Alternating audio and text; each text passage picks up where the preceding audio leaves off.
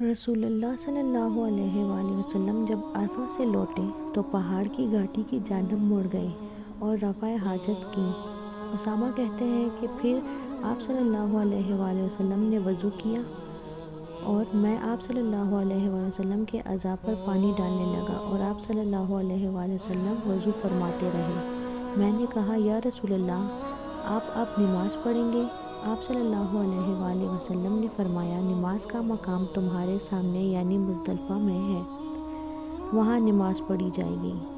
اس حدیث سے ثابت ہوتا ہے کہ وضو میں دوسرے آدمی کی مدد لینا جائز ہے۔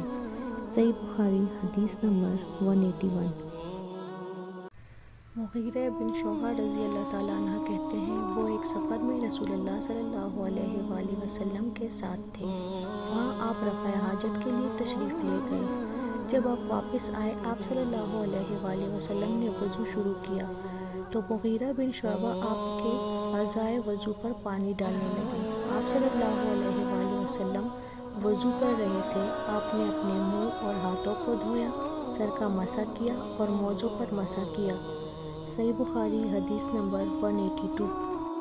عبداللہ بن عباس رضی اللہ تعالیٰ عنہ نے ایک رات رسول اللہ صلی اللہ علیہ وآلہ وسلم کی زوجہ مطہرہ اور اپنی خالہ مومنہ رضی اللہ تعالیٰ عنہ کے گھر میں گزاری۔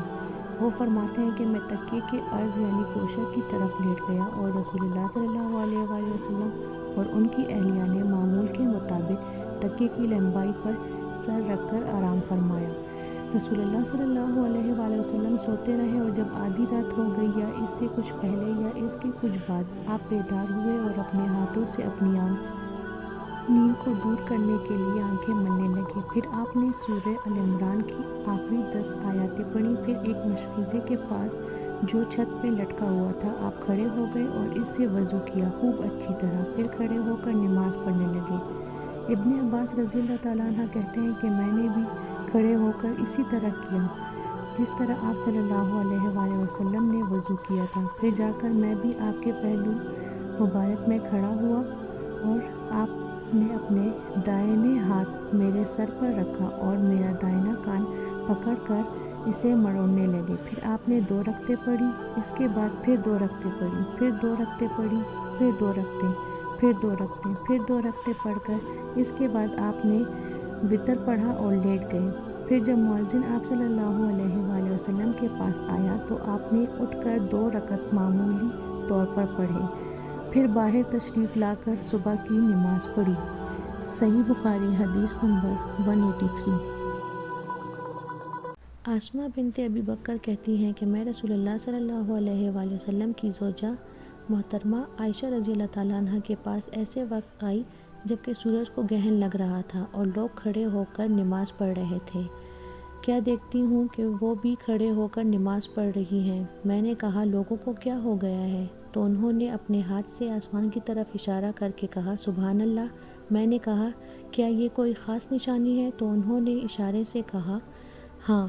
تو میں نے بھی آپ کے ساتھ نماز کے لیے کھڑی ہو گئی۔ آپ نے اتنا قیام فرمایا کہ مجھ پر غشی طاری ہونے لگی اور میں نے سر پر پانی ڈالنے شروع کر دیا۔ جب رسول اللہ صلی اللہ علیہ وآلہ وسلم نماز سے فارغ ہوئے تو آپ صلی اللہ علیہ وآلہ وسلم نے اللہ کی حمد و ثنا بیان کی اور فرمایا آج کوئی ایسی چیز نہیں رہی جس کو میں نے اپنی اسی جگہ نہ دیکھ لیا ہو، حتیٰ کہ جنت اور دوزخ کو بھی دیکھ لیا۔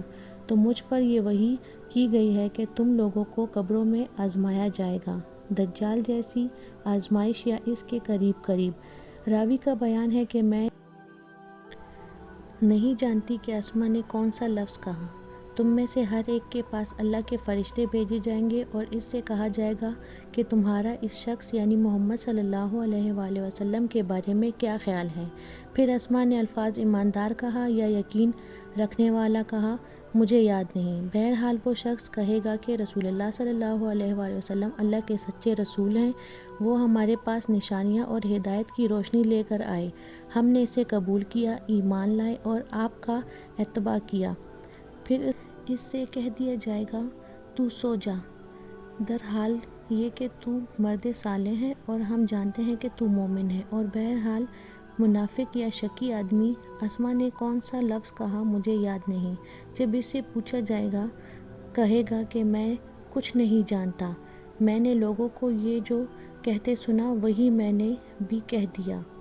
صحیح بخاری حدیث نمبر 184۔ عبداللہ بن زید رضی اللہ تعالیٰ عنہ سے ایک شخص نے پوچھا، کیا آپ مجھے دکھا سکتے ہیں کہ رسول اللہ صلی اللہ علیہ وآلہ وسلم نے کس طرح وضو کیا ہے؟